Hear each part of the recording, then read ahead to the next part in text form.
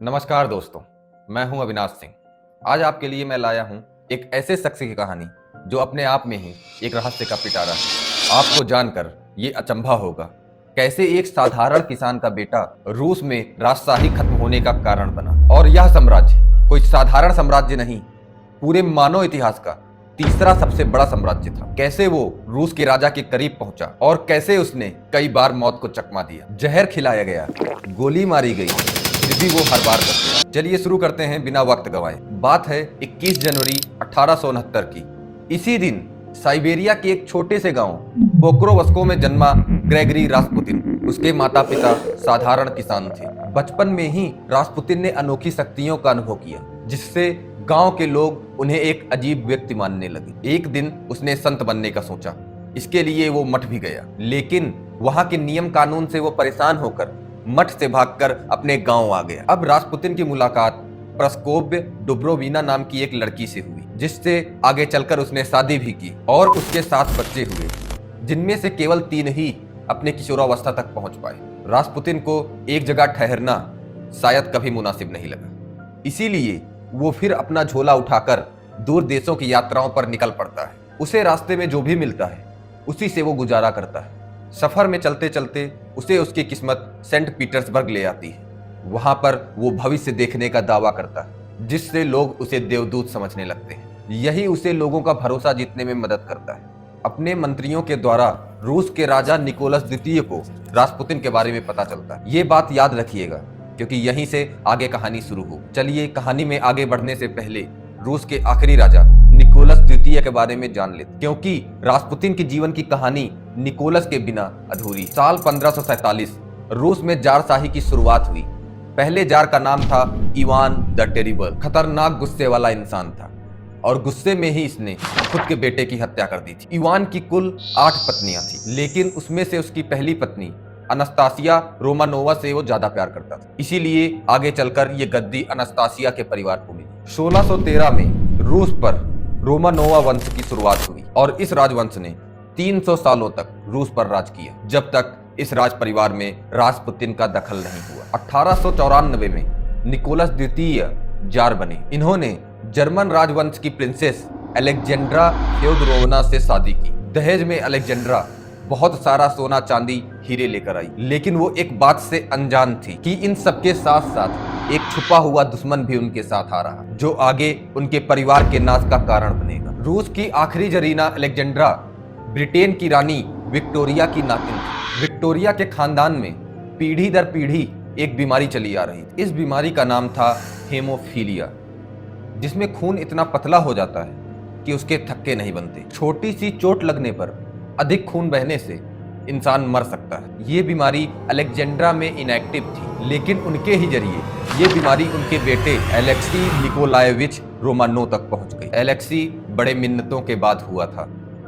इससे पहले जार और जरीना को 4 बेटियां थीं। एलेक्सी के इलाज के लिए दुनिया भर के डॉक्टरों को बुलाया गया, लेकिन कोई फायदा नहीं हुआ। तब राजा को रास्पुतिन के बारे में पता चलता है। 1 नवंबर 1905 को पीटरहॉफ पैलेस में निकोलस रास्पुतिन से पहली बार मुलाकात करते हैं और वो पहली ही मुलाकात में निकोलस को भरोसा दिला देता है कि वो कोई साधारण इंसान नहीं बल्कि देवदूत है। फिर वो वहां से चला जाता है और जुलाई 1906 तक सेंट पीटर्सबर्ग वापस नहीं आता है। लेकिन 18 जुलाई 1906 को निकोलस के बुलाने पर वो आता है, जहां पर निकोलस और उनकी वाइफ अलेक्जेंड्रा से मुलाकात करता है। अक्टूबर में वो फिर आता है और पहली बार बच्चों से मिलता है। और अब तक रास्पुतिन निकोलस और अलेक्जेंड्रा को भरोसा दिला चुका था कि इस दुनिया में इकलौता वही है जो उनके बेटे अलेक्सी को ठीक कर सकता है। कुछ चीजें ऐसी हुई भी जिसकी वजह से उन्हें भरोसा करना ही पड़ा, क्योंकि अगले ही साल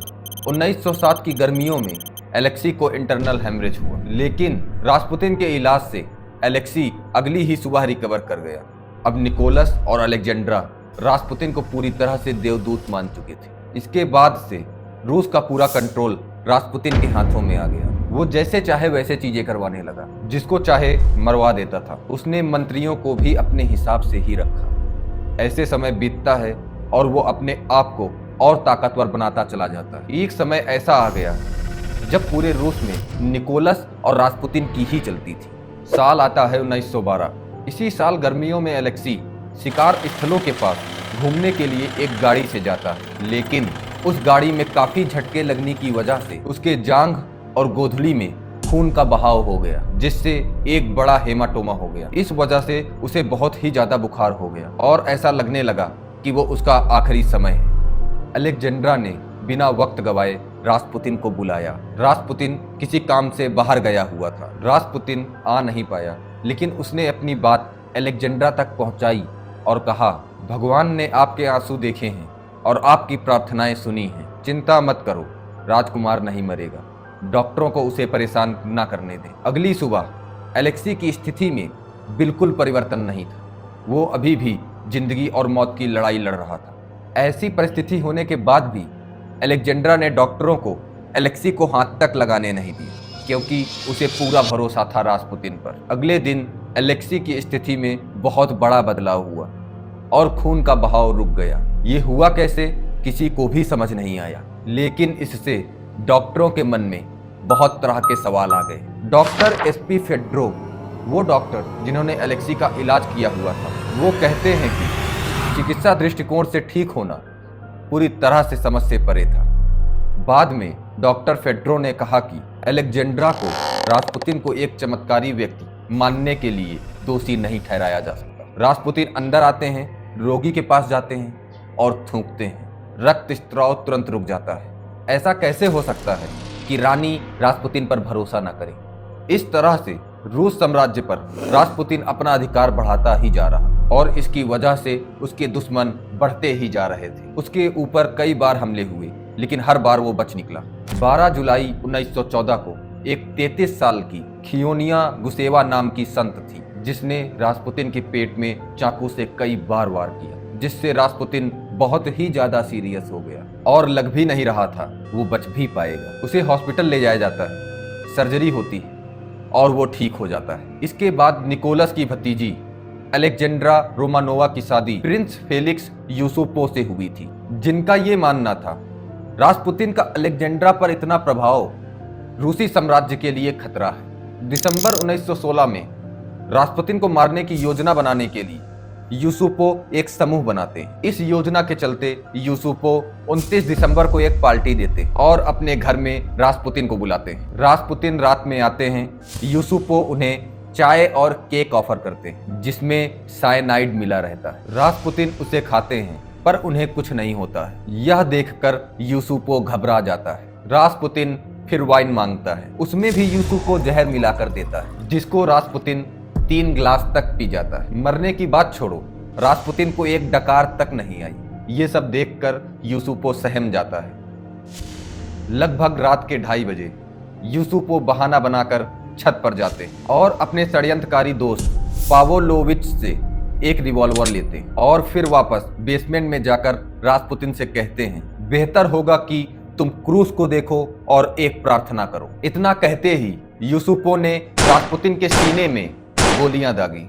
रास्पुतिन गिर पड़ा। इसके बाद वो अपने दोस्तों के पास चला गया और कुछ समय बाद जब नीचे आया सुनिश्चित करने कि रास्पुतिन मर चुका है, अचानक रास्पुतिन उठ खड़ा हुआ और यूसुपो पर हमला कर दिया। किसी तरह यूसुपो खुद को छुड़ाकर ऊपर की ओर भागे। रास्पुतिन उनका पीछा करते हुए महल के आंगन तक पहुंच गए, जहां पुरिस्केविच ने उन्हें माथे पर गोली मार दी। इसके बाद यूसुपो और उनके दोस्तों ने रास्पुतिन को कपड़े में लपेटा और पेट्रोवस्की ब्रिज पर ले गए, फिर लिटिल नेवका रिवर में फेंक दिया। कुछ सोर्सेस तो यह भी बताते हैं कि उसके बाद भी रास्पुतिन ने भागने का प्रयास किया, लेकिन वह सफल नहीं हो पाए। रास्पुतिन ने शुरुआत में कह दिया था कि मेरी मौत के बाद रूसी साम्राज्य का अंत हो जाएगा। लोगों ने उसकी बात को मजाक में उड़ा दिया, लेकिन वह बात आगे चलकर सही साबित हुई। उसी टाइम वर्ल्ड वार फर्स्ट चल रहा था। रूस की स्थिति बहुत ही खराब हो गई थी। लोग खाने के लिए तरस रहे थे। इसी वजह से जनता ने विद्रोह किया। विद्रोह इतना बड़ा था कि वो क्रांति में तब्दील हो गया और इतिहास के पन्नों में फरवरी क्रांति के नाम से लिखा गया। इसी फरवरी क्रांति के बाद 15 मार्च 1917 को निकोलस द्वितीय को गद्दी छोड़नी पड़ी। इसके साथ 300 साल पुराने साम्राज्य का अंत हो गया। गद्दी छोड़ने के तुरंत बाद निकोलस को उनके पूरे परिवार के साथ नजरबंद कर दिया गया। 17 जुलाई 1918 की बात है। रात के 2 बजे अचानक कुछ लोग वहां घुसे। निकोलस के पूरे परिवार को घर के नीचे बने एक तहखाने में ले जाया गया। पूरे परिवार को गोलियों से भूंज डाला गया, जिसमें थोड़ी जान बची थी उन्हें भालों से घोंपा गया। मरने वालों में 13 साल का एलेक्सी भी था और इसी के साथ रास्पुतिन की भविष्यवाणी सही साबित हुई। तो दोस्तों, यह कहानी यहीं तक थी। वीडियो पसंद आई हो तो लाइक, सब्सक्राइब और शेयर करना ना भूलें। अपने विचार जरूर कमेंट में साझा करें, क्योंकि आपके विचार हमारी अगली वीडियो का हिस्सा बन सकते हैं। जय हिंद, जय भारत।